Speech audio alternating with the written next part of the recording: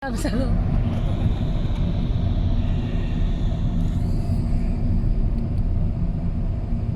Wait lang kayo guys, maya maya magkaka-background music yan. Ano siya, Arabic, kasi itong nagmamaneho sa akin is Arabic siya. Mas okay na yun kesa dumaldal siya from here hanggang sa makarating kami kung saan kami pupunta. As in talagang walang tigil, ang sakit sa tenga. Kaya sabi ko sa kanya kanina, instead na magingay siya, magpatugtog na lang siya ng music na hindi naman masyadong malakas, yung hindi rin masyadong masakit sa tenga. At least yun, baka ma-appreciate ko pa kaysa yung nagigirgir siya ng ilang minuto. O pupunta kami sa The Pearl dahil may inuutos yung aming CEO.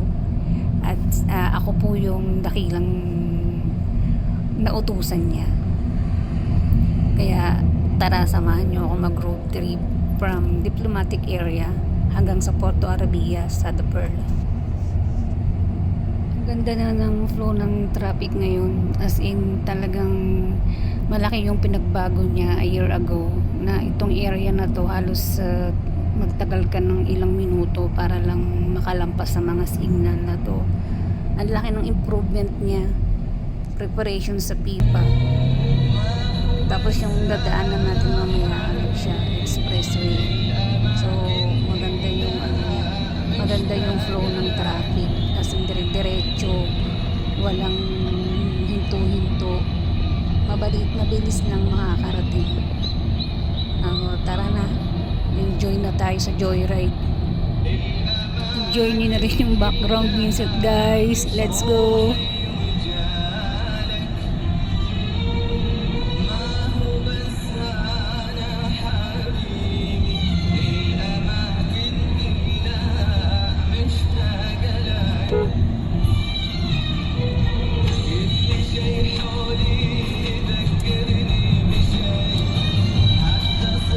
Malapit tayo sa Al-Wada Arch. Yan yung pinakamalaki at pinakamataas na monument dito sa ito. Pinakabago siya. Para siyang yung sa football.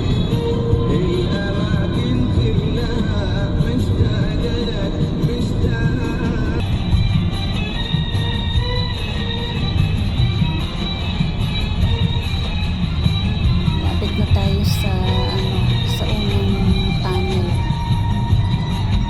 Tagal nila bago natapos to, pero worth it naman para sa mga commuters.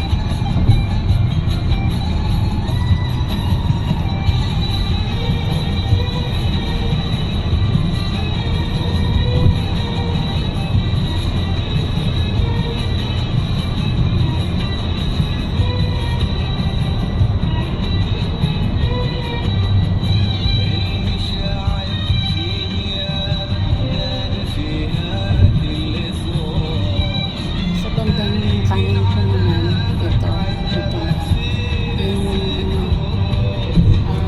Katara. Malaki din yung malami dito nakapasya. One time punta tayo.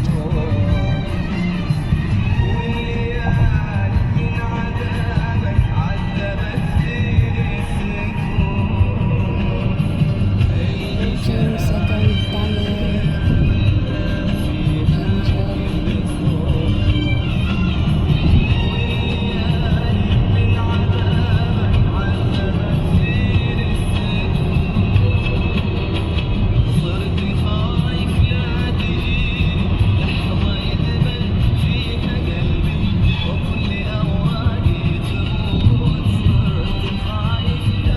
Pasok na tayo sa Pearl.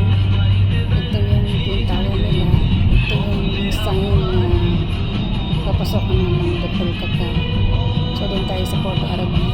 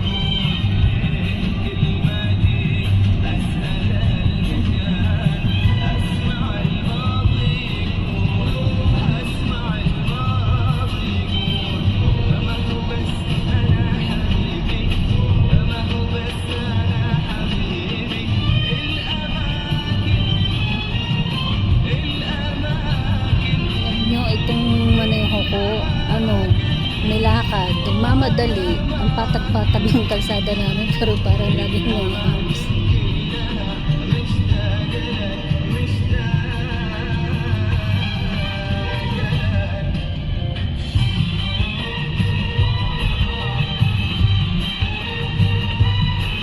Ayan, malapit na tayo sa destination natin. Ito yung Porto Arabia. Yung video natin malapit na matapos kasi hindi naman pa pwedeng umaklap na video na babawal sa kanila. So hanggang doon lang tayo sa main entrance. Tapos patay na. Patay na. Ayun na. Malapit na. Thank you guys sa pagsama sa akin. Hope na-enjoy nyo yung